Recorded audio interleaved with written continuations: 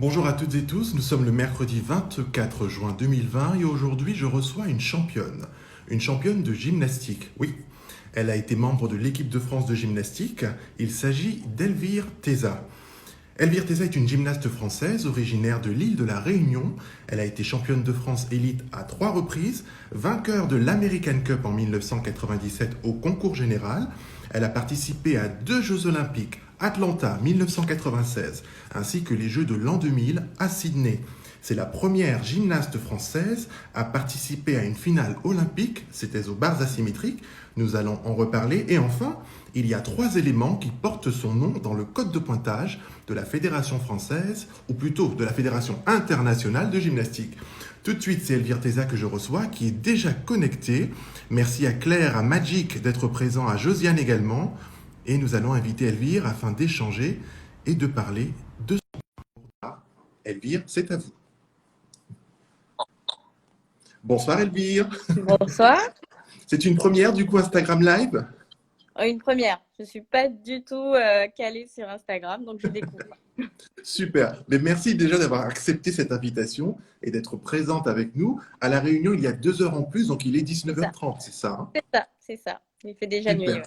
Bon, quel temps fait-il du coup? Faites-nous rêver un peu. Est-ce qu'il fait beau? Il a plu aujourd'hui? Alors aujourd'hui, il fait beau, mais il faut savoir que nous, l'hémisphère sud, on rentre dans l'hiver. Donc c'est Aïe, un hiver où il fait quand même 22-23 degrés, on ne va pas se plaindre, hein. Mais un petit peu de vent de temps en temps, mais ça va. Une belle journée aujourd'hui. on va dire qu'il y a pire. Voilà, ça au moins, c'est parfait. Ma chère Elvire, si vous le permettez, j'aimerais commencer et qu'on parle un petit peu de votre enfance. Il est vrai que je suis assez curieux, mais toujours de façon bienveillante et dans le respect. Je tiens à le préciser, ça ce sont mes valeurs et je ne changerai pas. Est-ce qu'Elvire Teza a des frères et sœurs?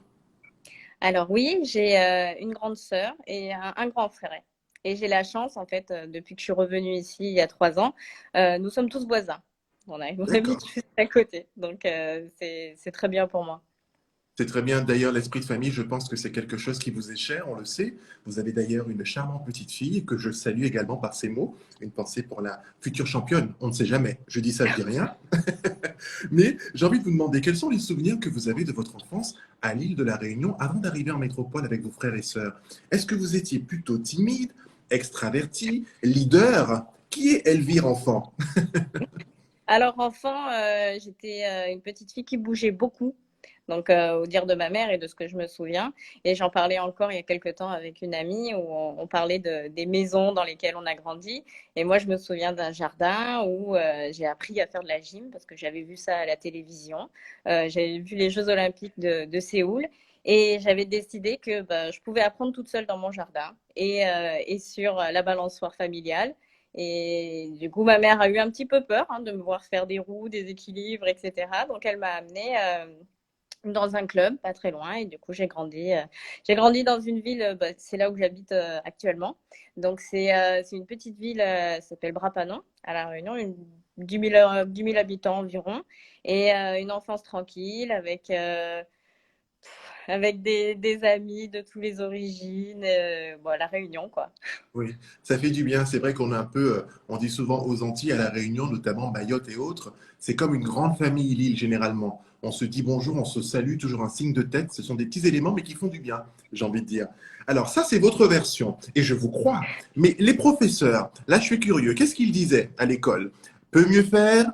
Surdoué? Studieuse, voilà.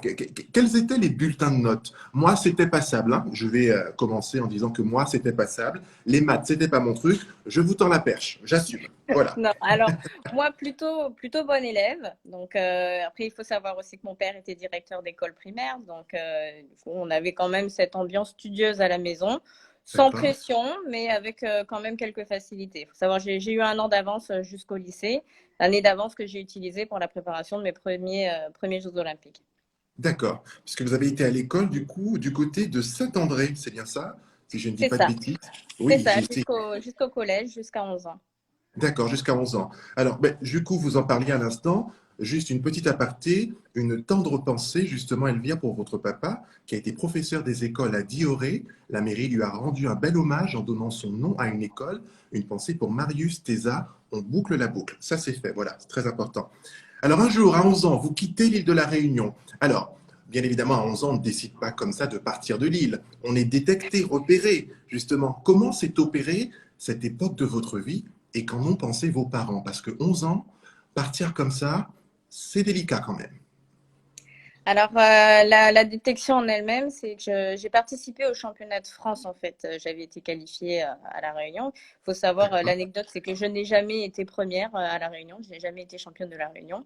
Ça, il faut le d'accord. savoir. Donc, j'étais toujours Ok, la deuxième. Mais comme j'étais quoi. quand même sélectionnée pour aller au championnat de France.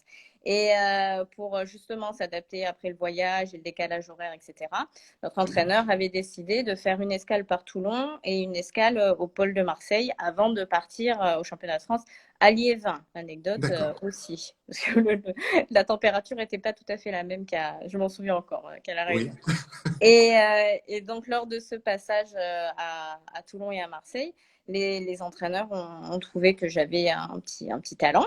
Donc, ils m'ont fait passer des tests et ensuite, voilà, on était un peu dans la dynamique de détection où il y a eu des responsables en fait, du pôle de Marseille qui sont venus à La Réunion pour pas convaincre, mais pour expliquer à mes parents ce que c'était, parce qu'il faut se remettre quand même dans les débuts des années 90 à La Réunion, oui, c'était loin. Les moyens de communication, c'était pas les mêmes que maintenant. Les tout à voyages, fait. les tarifs, c'était pas les mêmes aussi. Et j'étais la première fille en fait de La Réunion à avoir ce projet-là. Il y avait déjà D'accord. eu Patrice Casimir chez les garçons, Oui, qui a fait aussi une grande carrière, qui était un peu oui. mon Vous modèle portez et pour qui est Eric encore Casimir maintenant. également. C'est Pardon. ça. Et on a lancé un petit peu cette dynamique. Et j'avais la chance aussi, c'est un petit peu le mot qui revient aussi, c'est la chance d'avoir rencontré les bonnes personnes sur mon parcours, d'avoir le conseiller technique sportif qui était à La Réunion à cette époque-là. C'était Roland Carrasco qui avait lui-même été entraîneur national et entraîneur au pôle de Marseille au début des années D'accord. 80. Donc, ça a beaucoup aidé parce que les personnes se connaissaient et ça a rassuré mes parents. Mais ma mère vous dira encore aujourd'hui que ça a été un déchirement pour elle parce que sa plus petite fille est partie. Je n'étais pas la première à être partie puisque ma grande sœur était partie aussi pour faire ses études. D'accord. Et c'était la mentalité, et c'est encore la mentalité un peu, c'est l'outre-mer, on sait qu'à un moment donné, on part pour faire ses études et après Absolument. on revient dans l'île. Mais il y a Oui, toujours ce passage un petit peu pour la France ou pour un autre pays d'Europe ou tout à fait. maintenant vers les autres pays du monde. Ma chère Elvire, j'aimerais saluer une personne qui est présente également, qui vous envoie un cœur. C'est Isabelle Severino. Oui, Merci vous Isabelle. m'avez. Voilà, que j'ai reçue il y a quelques temps d'ailleurs dans l'interview et qui a été voilà, délicieuse, très à l'écoute et également avec une extrême bienveillante. Merci Isaac d'être présente et d'encourager une camarade et amie d'entraînement. Ah, D'ailleurs, et j'ai quelques petites anecdotes. On en parlera tout à l'heure, ma chère Elvire. Je dis ça, je dis rien. si elles Voilà. viennent d'Isabelle, j'ai peur. Non, non, pas forcément d'Isabelle. Quoique oui, c'est Isabelle, je vends la mèche.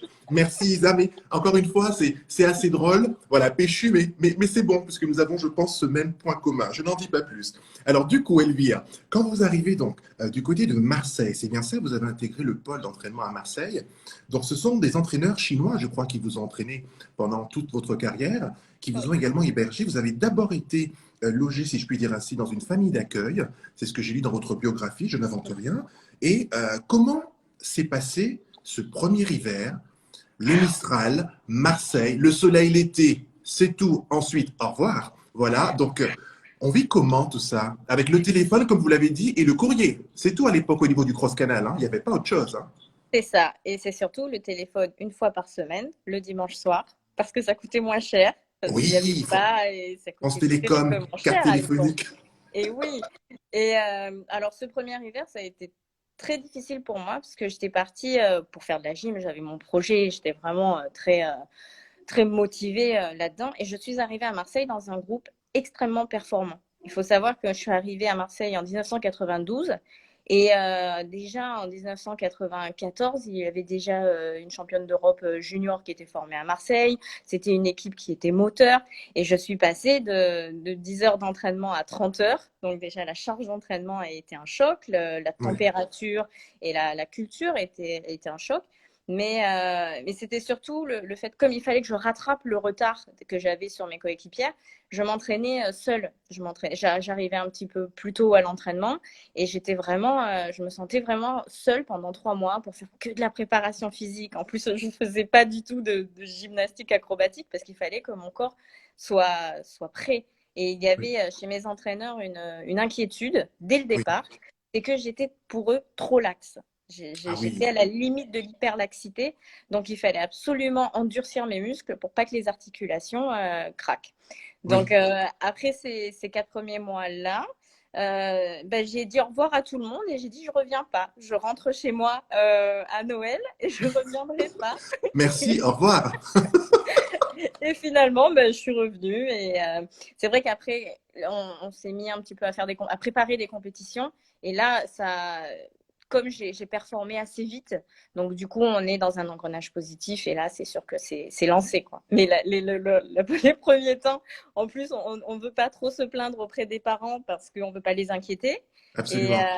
et mais j'avais un bon groupe. Vraiment, le souvenir que j'ai, c'est d'avoir un groupe d'amis et de me sentir entourée. À l'entraînement, je me sentais seule, justement parce qu'à l'école et dans la famille d'accueil, j'étais avec des amis qui m'entouraient vraiment beaucoup. Et on voit d'ailleurs des vidéos que vous pouvez retrouver, celles et ceux qui nous écoutent ou qui reverront ce live, sur YouTube, d'ailleurs en reportage chez Luke Chuan et Shimao, où on vous voit avec d'autres athlètes, pardon, justement en train de manger ensemble, rigoler, voilà, vous entraîner. Je pense que c'est ce lien aussi qui a permis de souder, je pense, une équipe forte mentalement, mais aussi prête à se soutenir dans les bons et les mauvais moments. Et je pense que c'est ce qui fait la force d'une équipe, justement, parce qu'on n'est pas, je dirais, dans un sport individuel encore une fois, sauf lors du concours général ou d'une Mm. finale par agrès, bien évidemment. Ma chère Elvire, vous l'avez dit, vous avez été la première fille réunionnaise à tenter cette aventure en quittant la Réunion, en partant vivre ce projet. Mais j'ai envie de vous parler justement d'une invention. J'aimerais connaître les coulisses de cette invention du côté de Marseille. Une figure qui porte votre nom. Parce que oui, mesdames et messieurs, à vous qui êtes connectés, euh, la femme, justement, l'athlète qui est devant vous, il y a 3 figures qui portent son nom. N'hésitez pas à me corriger, Elvire, si je me trompe, hein, parce que je ne suis pas du tout susceptible. Moi, au contraire, c'est... Alors, pour les puristes, il y en a 4, mais il y en a une Oh, qui a une double version. Voilà, c'est ça. Dans le d'accord, code de pointage, il y a bien 3 cases différentes. d'accord. Alors, donc, du coup, on a, donc, pour parler de la double version, est-ce qu'on parle bien de celle de Yambo, sens latéral, sens... parce que vous avez fait, je crois, c'est celle-ci dont on parle? Non, on parle de celle des barres asymétriques, où Ah, on a un dorsal, passage pack. dorsal simple en pack, et il existe aussi avec un demi-tour, donc on appelle ça en chouchou en gym. D'accord, parfait. Et le fameux TESA que j'ai choisi justement de mettre en story ces derniers jours pour montrer justement, attention, difficulté E, vous voulez vous entraîner, voyez déjà au niveau de la souplesse dorsale, ensuite on s'appelle. Comment est venue cette idée? Est-ce que c'est vous, Elvire, qui avez proposé? Est-ce que c'est le coach qui se dit, bon, vu ses compétences physiques, je pense à quelque chose, une vrille poisson dans le sens de la largeur de la poutre. On se réveille comment un jour en se disant ça? Alors, déjà, c'est parti d'une faute technique. Oh, Que j'étais quelqu'un qui est comme hyper laxe oui, et j'étais capable de faire et j'avais une faute, c'est que j'anticipais beaucoup les choses et techniquement c'est que j'avançais beaucoup le bassin et les genoux dans le flip normal. Et il y a aussi cette volonté qu'avaient mes entraîneurs d'amener l'équipe de France vraiment au top mondial et oui, ils avaient cette idée il fallait se démarquer des autres nations. Et donc dans cette équipe il y a eu en fait à un moment donné, on a pris les meilleures qualités de chacune et on oui. a vraiment optimisé ces qualités, on les a poussées au max. Et tous les défauts même devenaient des qualités. Et donc moi, mon hyperlaxité est couplée à une vitesse d'exécution a permis d'arriver à cela. Mais vraiment, au tout départ, c'était une faute technique. Une faute Et ça technique. a été une joke, quoi. On s'est dit, ouais, bah, tu devrais faire une vrille là-dessus. Et vraiment, dans la tête de mon entraîneur, c'est vraiment pas tombé dans l'oreille d'une sourde parce que c'est Chouane, c'est Lin Chouane, c'est D'accord. la femme en fait, avec qui on a travaillé ça. Et il faut savoir qu'au tout début, l'entraîneur masculin, Mao, son mari, quand il nous voyait travailler, il passait à côté de nous, il disait vous êtes folle de faire ça, vous êtes folle, il faut arrêter de faire ça, c'est Oui, n'importe quoi. Et finalement, bah, lui aussi s'est pris au jeu. Et, Oui, et c'est très chinois, donc on travaillait, c'est vraiment la mentalité. Moi, j'ai vécu avec eux, donc je sais, c'est un petit peu caché. Il faut faire oui, attention de ne pas se faire voler et copier absolument, les oui. éléments. Donc, on travaillait ça vraiment dans un petit coin ou à la fin de l'entraînement. Et on a mis presque, ben, on a mis 10 mois à tout préparer. Et presque un an après, on l'a présenté en compétition. Et là, vraiment, ça a été l'apothéose. Excusez-moi, j'ai mon chat qui est monté Je vous en sur la prie. table. Même combat ici, tout va bien. Vous inquiétez pas, Elvire, même combat ici. Voilà, sauf qu'il est un peu plus tranquille. Voilà. Et donc voilà, donc la conception de cet élément-là, c'était vraiment une idée. Il fallait que déjà Chouane aussi adapte sa méthode d'apprentissage, parce que c'est un Oui, élément nouveau pour elle aussi dans tout à fait. l'apprentissage. Et elle a appris à parer, ce qu'on appelle nous, à faire sa manipulation. Et il y a eu, alors je vois Isa qui met qu'il y a eu des bonnes gamelles. Oui, il y a eu des bonnes gamelles, mais jusqu'à la fin. Un de mes derniers championnats de France, à l'échauffement, je me suis retrouvée presque sous la table des juges parce que j'étais un petit peu loin, j'ai glissé, je suis partie sous le tapis. Mais on en rigole. Franchement, on en rigole parce que c'est drôle. C'est aussi pour ça qu'on fait de la gym. Parce Mais ce qui est bien, on c'est tombe que comme vous ça. avez Pardon, je vous ai interrompu, autant pour moi. Non, mais ce qui est bien, c'est que vous l'avez en tous les cas, je crois, toujours réussi en compétition. Donc ça, c'est très important. Et d'ailleurs, Elvire, on peut le dire à celles et ceux qui nous suivent ou qui reverront ce live, quand une difficulté technique est inventée, on le voit pour Simone Biles notamment, il faut que ce soit présenté à un championnat du monde ou aux Jeux Olympiques. C'est ça, si je ne dis pas de C'est bêtises. ça. En fait, il faut qu'il soit d'abord en amont. Il faut filmer l'élément, D'accord? l'envoyer à la fédération internationale. Et donc, le Oui, comité technique des juges déjà donne son accord ou pas pour savoir si l'élément au niveau physique ne met pas en danger. oui, Vraiment, c'est surtout ça. oui. Et ensuite, il faut le reproduire en compétition de référence, donc championnat du monde aux Jeux Olympiques, dans la même forme que sous laquelle on l'a présenté en vidéo. Et en fait, ça permet, tout ce travail en amont permet au comité technique d'y mettre une valeur et d'être prêt, en tout cas, lorsque l'élément arrive. D'accord. Et c'est ce que vous allez faire en 1995 à Sabae, au Japon.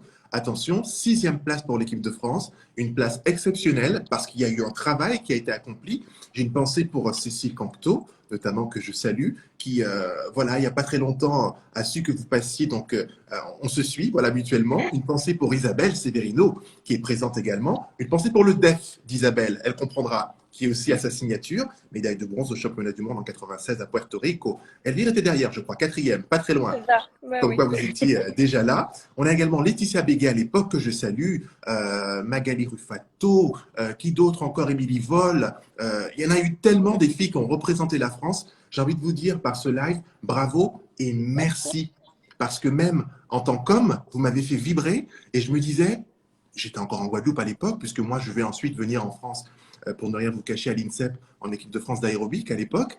Et donc du coup, c'est comme ça que j'ai pu vous suivre, observer. Et dès qu'il y avait la musique Elvire, allez, je l'avoue, tout de suite je me mettais en place. On me dit non mais t'as un problème toi. J'ai fait non, t'as rien compris, pousse-toi, pousse-toi, pousse-toi. Et je commençais à faire mes diagos, mais le mec avait rien compris en fait. Hein. Tout va bien.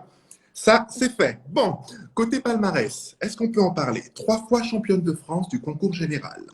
Première de l'American Cup, c'était en 97 sur le sol américain, c'est pas rien. 2 Olympiades, Atlanta en 96, huitième par équipe, Sydney en 2000, également huitième par équipe, mais pour la première fois dans l'histoire de la gymnastique française, une Française donc intègre une finale olympique et c'était aux barres asymétriques. Et pour ça, encore une fois, bravo. Ça fait beaucoup de bravo, beaucoup de merci, Merci. mais il faut le dire. Quel Merci. souvenir, Elvire, avez-vous des qualifications à Sydney 2000 pour ces barres asymétriques? 9,700, je crois, la note de mémoire. Et cette entrée en finale, ça fait quoi? Bah, alors pour moi, c'était vraiment, c'était mon but. En fait, je partais vraiment à Sydney parce qu'il faut savoir qu'à Atlanta, j'étais première remplaçante au bar asymétrique. Donc, Oui, ça veut dire que quand on est premier remplaçant, on se prépare, on s'échauffe, donc avec ceux qui vont faire la finale, et on les voit rentrer, et vous, vous rentrez pas. Vous restez en salle d'échauffement madame, c'est la porte d'à et vous côté, s'il vous plaît. attendez. Allez vous asseoir là-bas. Voilà. Et donc, et vraiment, mon objectif, et j'avais vraiment décidé d'aller au jeu pour ça. Et je savais que j'arrêtais ma carrière de toute façon après cet objectif-là. Donc, on Ok, s'était préparé dans cet objectif-là. Et vraiment, de passer le cap de la finale. Et après, il y en a certains qui disent, bien sûr, on peut chercher une médaille, etc. Mais je connaissais mon niveau et mon objectif, c'était vraiment de rentrer en finale et d'être la première Française à rentrer dans une finale olympique. Et je me souviens qu'en plus, on n'était pas passé au dernier tour. Donc, on avait passé les contours notre tour de qualification. Et il oui. fallait attendre que tous les autres finissent pour pouvoir voir sur le tableau d'affichage son nom dans les qualifiés. Et ça a été vraiment un moment, c'est inoubliable. On peut pas, c'est difficile à décrire. Franchement, Oui. c'est vraiment difficile à décrire. À ce moment-là, est-ce qu'on se dit peut-être la boucle est bouclée justement? Voilà, tout ce chemin, 11 ans, l'île de la Réunion, Marseille, le froid, le premier hiver. Allez, au bout de 3 mois, merci, au revoir, je rentre à la maison, mais je reviens finalement. L'Ushuaï, justement, qui vous accompagne dans la création de cet élément et des autres éléments qui vont suivre également. Est-ce qu'à ce moment, on se dit, bon, allez, c'est un peu ma cerise sur le gâteau, en mémoire aux gens qui m'ont accompagné, qui m'aiment, qui m'ont soutenu, à mes camarades d'entraînement, qui sont encore présents à mes côtés, car vous avez été la seule, je crois, de la Team 96 à concourir à Sydney, donc capitaine. Il y avait Ludivine Furnon aussi qui était là. Oui, autant pour moi, mais qui s'était Oui, blessé, je crois, malheureusement, qui oui, n'a pas oui, pu qui s'était concourir. blessée, mais Oui, je revois encore ces qui avait barres suivi la asymétriques. préparation et qui était là aussi. Oui. Oui, pensez pour Ludivine championne d'Europe en 2000, je crois également, c'était à C'est ça. Bercy. On s'en souvient, le masque de Zorro. Je dis ça, je dis rien. Encore une fois, j'étais à fond dedans. Bon, ma chère Elvire, est-ce qu'on peut justement parler de ces Jeux Olympiques de 1996? On est au Georgia Dome, Atlanta. Attention, abracadabra, la photo, j'ai tout prévu. On a à l'époque justement cette belle équipe de France qui va rayonner, entrer en finale, mais je me souviens, Elvire, de ce brouhaha, ce bruit. Les Américains pour les Américaines, c'était du jamais vu, des audiences voilà, qui étaient exceptionnelles, mais j'entends encore M. Chamoulot justement dire sur TF1, on ne s'entend plus parler. Pierre Fula faisait ce qu'il pouvait avec Michel Boutard, mais les Américains, oui, chauvin, ce qui est normal, hein, on n'en avait Dieu que pour l'équipe américaine. Dominique Dawes à l'époque, Mochianou, Shannon Miller, qui avait fait son comeback depuis 92, j'en oublie d'autres, Amy Chow et plein d'autres encore, et Kerry Strug. On se souvient de ce dernier saut. C'est Voilà, Kerry, mais oui, tout bien à sûr. fait. Comment avez-vous vécu vos premiers Jeux Olympiques dans cette arène, dans ce bruit? Comment on fait? Parce qu'on a répété des années avec la musique dans la salle. Euh, on vit comment? Alors on rentre, déjà on est vraiment entouré de toute son équipe, on est vraiment soudés, on est un groupe qui arrive sur le plateau et les entraîneurs essayent vraiment de capter toute notre attention pour justement écarter tout ce qui est public, parce que les gens ont aussi le bruit, mais nous on avait Ouais. aussi toutes les odeurs de frites et de hamburgers, parce que c'est ce qu'il faut savoir, en Europe on n'a pas ça. Et Oui, moi, je me souviens pas avoir eu ça. Et c'est vraiment aux États-Unis. Et on en parlait aussi avec avec Cécile. Et c'est vraiment tous les sens qui sont en éveil. Et je me souviens que on a eu un peu toute la même réaction.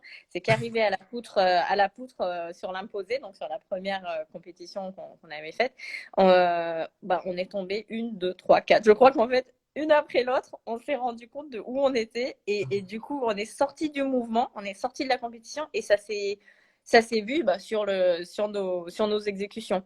Et moi, je me souviens personnellement, c'est que je suis rentrée sur cette poutre et de m'être dit, oh, t'imagines tous les gens qui te regardent à la télé, t'es aux Jeux Olympiques, quoi. oh mon Et Dieu. boum, et je fais l'élément et boum, je suis par terre. Et là, je dis, oh là là, non, mais, mais remets-toi dedans.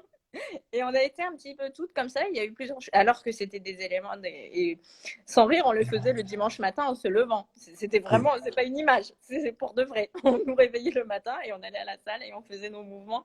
Et on était des métronomes, mais comme quoi, quand on est plus concentré, ben voilà, on perd son mouvement. Mais après, bon, on se remet dedans et on arrive quand même à s'isoler, mais il y a eu, voilà, c'était la jeunesse, puis voilà, on s'est rendu compte qu'on était au jeu quand même. Mais c'est vraiment quelque chose qui est gigantesque. Georgia Dome, moi je l'avais découvert quelques mois plus tôt sur les pré-jeux, sur les test events. d'accord. Et on avait pu raconter ça aux copines. Et vraiment, c'était le mot qui revenait, c'est gigantesque.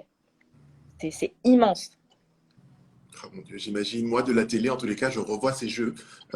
Je les ai encore en tête parce que j'étais encore sur l'île de la Guadeloupe.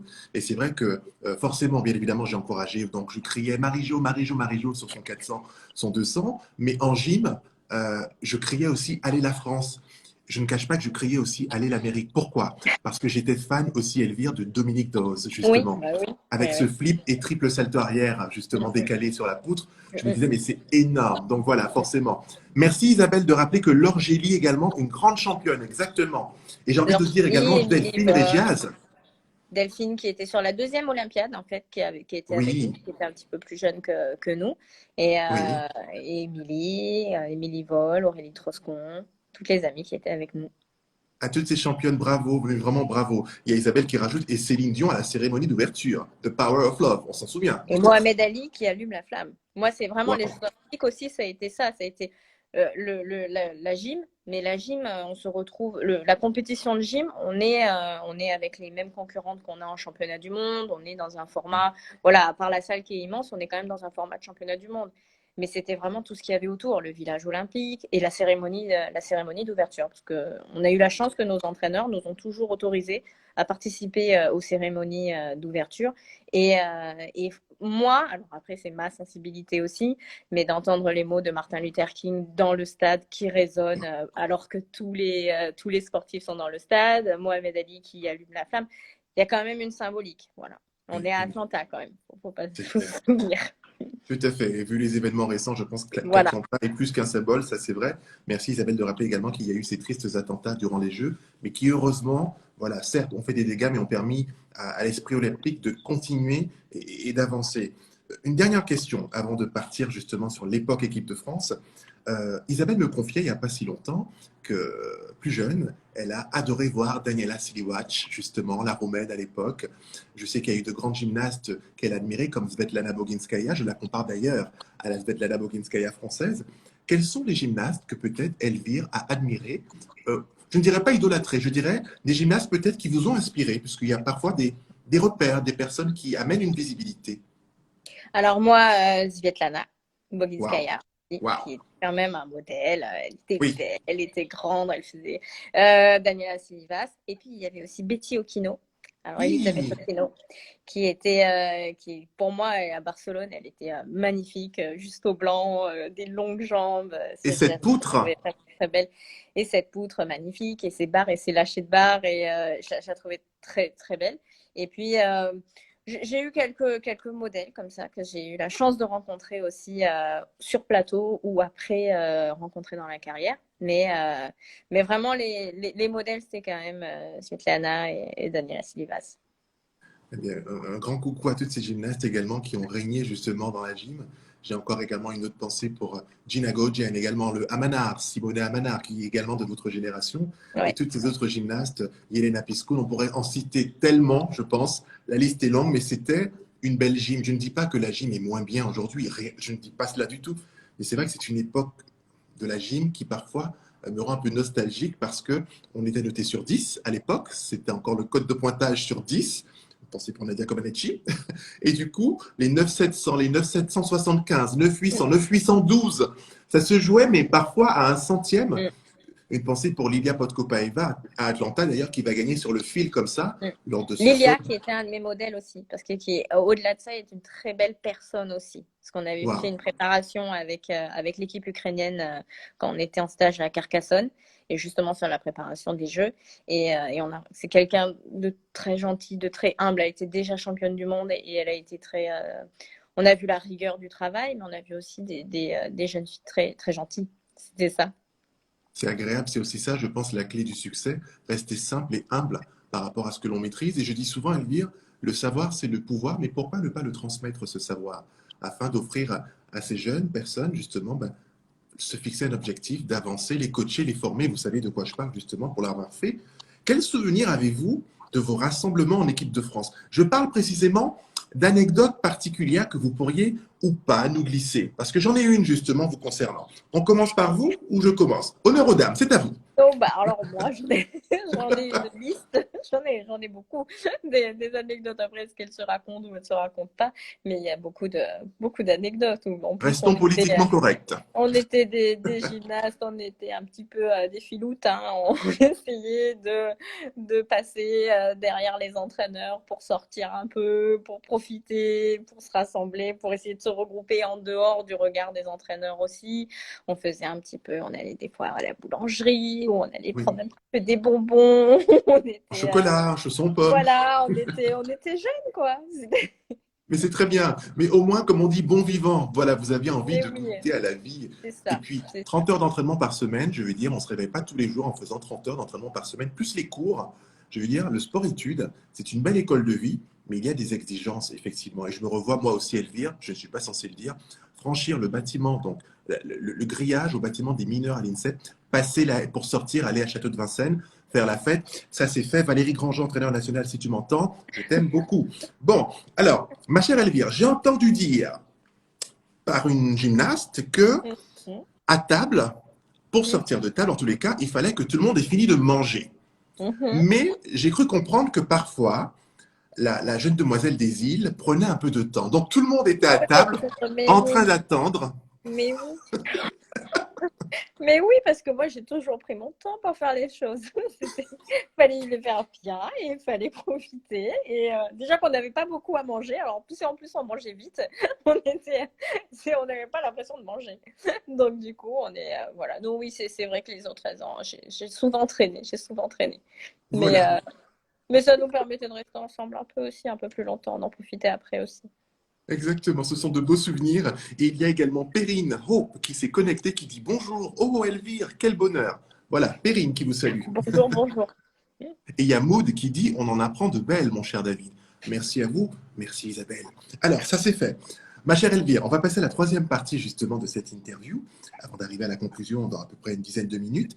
Après les Jeux de l'an 2000, justement, vous avez décidé donc d'arrêter votre carrière. Vous l'avez dit, c'était décidé que ce serait donc vos derniers Jeux, parce que ce qu'on n'imagine pas pour les sportifs de haut niveau, c'est qu'il y a le corps, le mental, aussi l'évolution en tant que femme, d'adolescente à femme, les sensations, j'imagine aux agrès qui ne sont plus les mêmes, et cette volonté d'avancer.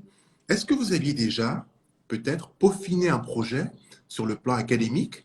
Est-ce que vous aviez idée déjà de ce que vous souhaitiez faire? Puisqu'on dit souvent en sociologie, créer cette fameuse passerelle pour éviter le trou noir.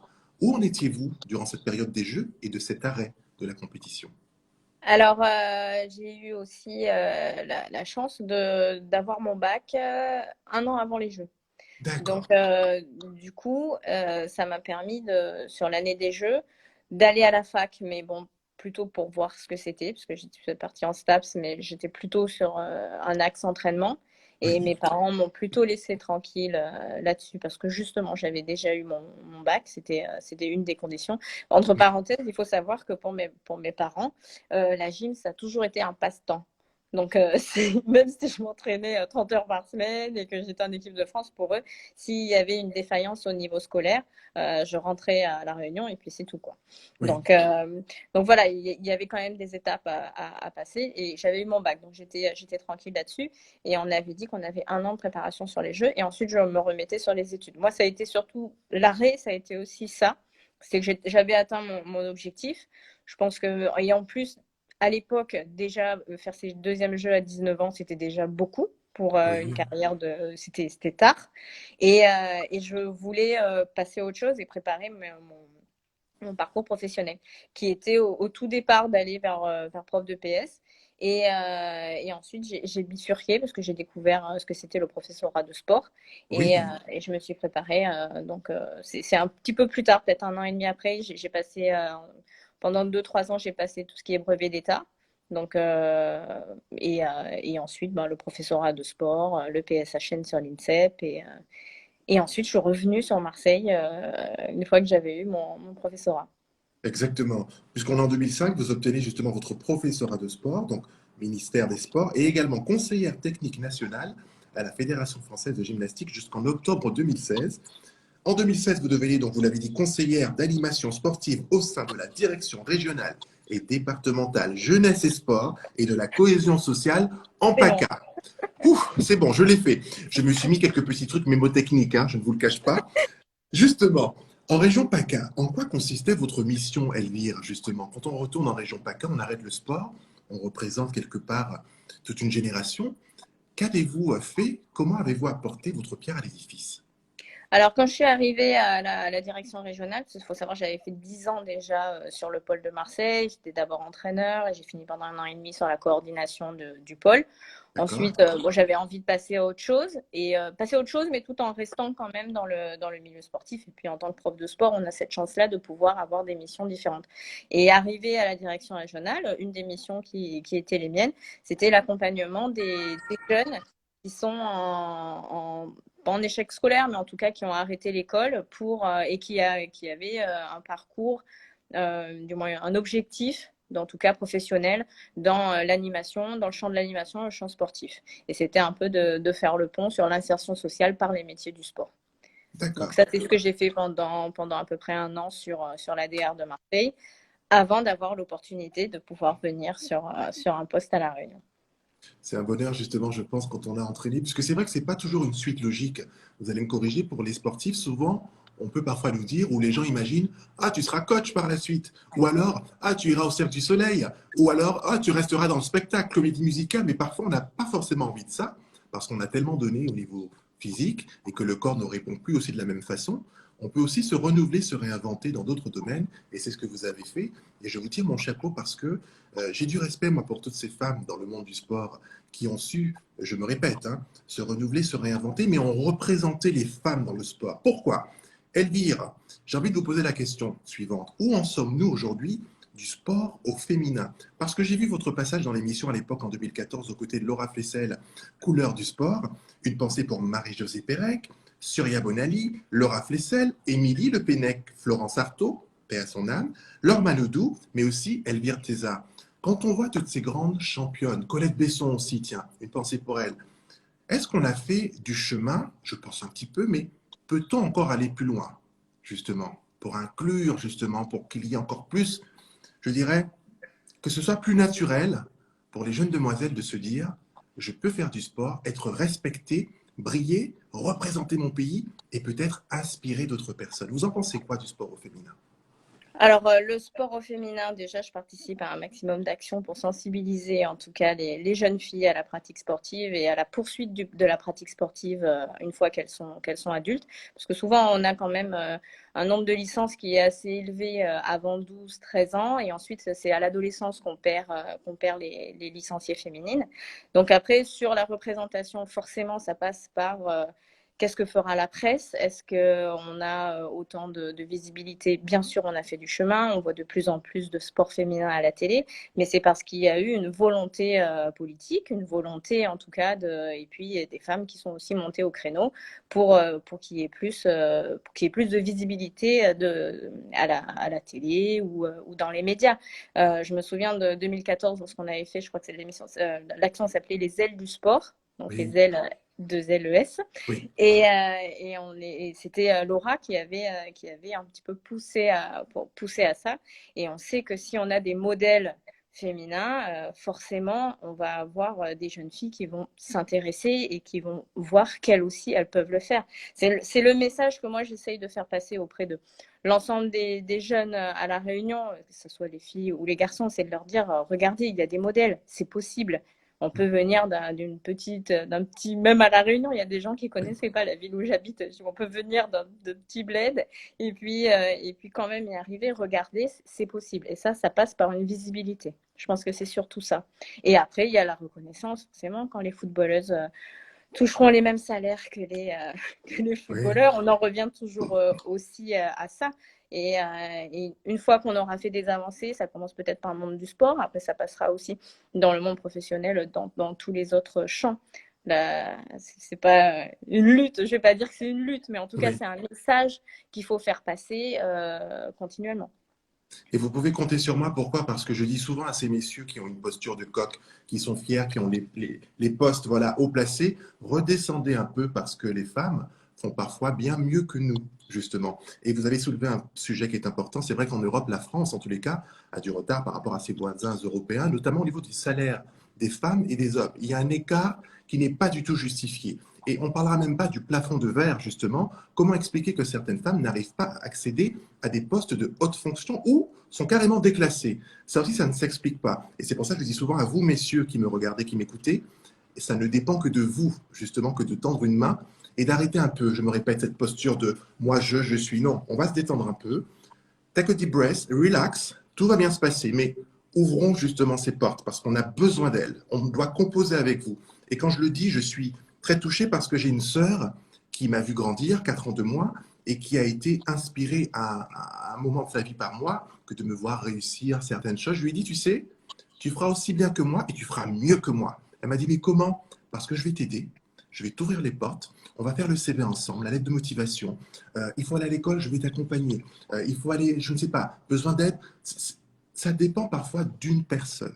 Donc voilà, c'était juste un message perso. Je vous prie de m'excuser, chère Elvire. Bon, du coup, j'aimerais parler de transition justement, puisque voilà 3 ans que vous êtes de retour à l'île de la Réunion. Est-ce que ça a été une transition naturelle? Est-ce que ça a fait l'objet d'une réflexion qui a duré plus d'un an ou deux? Ou est-ce que vous saviez dès le départ, Elvire, que un jour ou l'autre, de retour chez moi, voilà, c'est une évidence. C'est un petit peu ce qu'on se dit, et c'est quand on part, on a toujours cette idée qu'un jour on reviendra. Heureux qui comme Ulysse, ça fait un beau voyage et qui est revenu par la suite. C'est un petit peu ça, qu'on revient toujours à la Réunion, mais après avec une expérience différente, enrichie de quelque chose en tout cas. Et pour savoir si la décision, non, la décision était très rapide, c'est que au mois de mars, j'apprends dans les rumeurs, dans les couloirs, qu'il y a peut-être un poste qui se libère à la direction jeunesse et sport et cohésion sociale à La Réunion, tout petit service où il y a peu de mouvement en général. Et là, un poste qui se libère et avec mon conjoint de l'époque, de son côté aussi, lui, il était éducateur, il est éducateur à la protection judiciaire de la jeunesse et fonctionnaire. Donc aussi, on fait le coup de poker de se dire, on tente notre chance et s'il y en a un qui part, l'autre le rejoindra et on a eu notre mutation tous les deux. Wow. Donc ça a été et donc de la rumeur au mois de mars et le 20 août, on est à La Réunion. Et C'est après, super. ça ne se fait pas naturellement parce que forcément, moi j'étais partie à l'âge de 11 ans, je suis quand même restée 25 ans, plus de Oui, 25 ans là-bas. ben, ça a un peu Donc changé, quoi. tous mes amis étaient là-bas et sont encore là-bas. Donc c'est pas facile de s'habituer au rythme, de Oui, s'habituer, de se refaire un réseau, d'apprendre à cohabiter et de vivre dans un nouveau service aussi avec des nouveaux collègues. oui, Et ça s'est très bien passé parce que j'ai des collègues qui sont géniaux et puis de retrouver sa famille, on a quand même une appréhension quand on a vécu loin. oui. Et là, on se retrouve. Et pourquoi je vous dis que je suis à côté, c'est que ma sœur, c'est ma voisine et que j'habite au-dessus de chez mon frère, quoi. Donc, Tout va bien. Au moins, le périmètre est bouclé. et ça se passe très bien parce que on peut passer aussi des semaines sans se voir alors qu'on est voisins et que du coup, cette vie avec la famille, par contre, ça a été assez naturel et c'est vraiment c'est apaisant. C'est quand on a été très loin de chez soi, c'est de revenir et d'être entouré de sa famille dans les moments importants, à des anniversaires, on retrouve tout ça en tout cas. Et ça c'est agréable. Et au niveau professionnel aussi, j'ai eu la chance d'avoir des dossiers qui sont hyper intéressants où je travaille avec encore cette année. Après, ça va évoluer, mais ça, c'est une petite parenthèse. Mais Oui, avec la nouvelle gouvernance du sport, etc., il y a certains dossiers que je vais plus avoir l'année prochaine. Mais en tout cas, actuellement, j'accompagne encore des sportifs de haut niveau qui ont des projets pour partir dans l'Hexagone. Je suis sur la coordination des cadres techniques sportifs. Et là, depuis l'année dernière, je travaille aussi sur l'aide à l'emploi sportif. Donc, on a les subventions avec les associations, avec les pôles d'entraînement ici. C'est riche. C'est surtout ça, c'est riche et puis mon expérience m'est utile dans ce domaine-là. ça fait le plus grand bien d'entendre ça parce que je sens, c'est mon impression, ce ne sont que mes mots, que vous avez justement ben, la tête sur les épaules, vous savez d'où vous venez, vous savez où vous avez envie d'aller justement. Et ce que j'aime, pour justement conclure, c'est que quelque part, vous offrez la possibilité aussi à votre fille d'être au contact de ses racines. Et pour ça, je vous dis bravo, voilà. Ce n'est qu'un compliment voilà, qui me vient à l'esprit, mais qui, je pense, est important aussi qu'elle se dise, Oui. ce n'est pas qu'une carte, un point sur une carte, comme diront certains, c'est une île, c'est aussi mes origines, c'est d'où vient maman, entre guillemets, et je sais de quoi je parle aujourd'hui en tant que jeune demoiselle. Elvire, une dernière question. Est-ce que ça arrive, puisque j'ai regardé un petit peu l'Instagram d'Elvire Teza, donc vous l'avez juste ici pour celles et ceux qui veulent suivre, encourager Elvire justement dans ses différents projets. J'ai vu Elvire dernièrement lors du confinement en mode étirement. On prend le temps pour soi, voilà, on ne se laisse pas aller. Voilà, le bien-être, je vois que c'est quand même quelque chose qui fait encore partie de vous. Faire attention à soi quand on a été gymnaste de haut niveau, c'est quelque chose qui reste quelque part. Il y a des automatismes, j'ai envie de dire. On essaye, et puis parce que le temps passe et Oui, qu'il faut quand même conserver son corps même. Et puis non, moi, j'ai toujours aimé faire des étirements, ça c'est quelque chose, c'est pas Isa qui va contredire. Non, en plus j'ai cette facilité-là et j'en ai besoin. C'est que si je ne fais pas d'étirements, je sais qu'après je vais avoir des douleurs, ça va, et je m'oblige à faire quelques footings, à aller un petit peu quand même à la salle parce que bah, il faut aussi. oui, Étant donné que c'est le message que je fais passer aux jeunes ici, quand je vais parce que je suis marraine de quelques écoles, là je vais être la marraine de l'action sport, Sentez-vous sport, et on sait qu'ici à La Réunion, il y a quand même un gros problème sur l'obésité, sur le surpoids, sur les oui. maladies comme le diabète. Et donc, du coup, on encourage en tout cas les jeunes et les moins jeunes aussi à faire du sport. Donc, c'est aussi une discipline que j'essaye de m'imposer à moi aussi pour un peu montrer l'exemple aussi et être un modèle. On Écoutez, essaye en tout cas. exactement. Essayez déjà, je dis que c'est très bien. Comme ça, au moins, il y a une prise d'initiative. Il y a un message qui est arrivé de Jaylene qui dit qu'elle vous embrasse et qu'elle vous dit bravo pour ce beau parcours à Madame Elvire. Voilà, tout simplement. Il y a quelques smileys, quelques coucou également, Pierrick. Il y a Jonéa qui rajoute grand respect à cette grande gymnaste. Oh, merci, merci. Et moi, Voilà. je pourrais rajouter que je suis toujours surprise de voir que 20 ans, 25 ans, 30 ans après, les gens se souviennent. Je suis toujours de me dire, mais je suis toujours surprise de ça. Mais C'est Elvire, c'est normal. Enfin, pour nous, c'est normal. Je vous ai interrompu, mais alors, je vais enlever la posture journalistique. Enfin, en même temps, je suis ce que je suis, mais vous avez apporté beaucoup de choses à la gymnastique. Je ne vais pas rentrer dans l'aspect communautaire des choses parce que je pense que c'est la somme des talents qui permet justement de fédérer un groupe de travail, une équipe, une marque. Mais pour le jeune homme de la Guadeloupe que j'ai été, que je suis encore, sachez qu'en 95, au championnat de France, quand je vous ai vu, j'ai regardé mon père, j'ai dit, elle le fait, je vais le faire. Et Isabelle Severino, ça a été pareil. Porto Rico, 96, j'ai dit, mais c'est génial. Et j'ai regardé mes parents encore une fois, j'ai dit, elle l'a fait, je vais le faire. Et dernier exemple qui m'a accompagné enfant, Surya Bonali sur la glace. Je me suis dit, mais c'est incroyable, on peut faire ça. Dans le on peut, il y a plein de messages et vrai. Oui, oui, sous-messages. oui, bien sûr. Oui. Voilà. Et une pensée pour Maë, Méité, Bérénice, justement.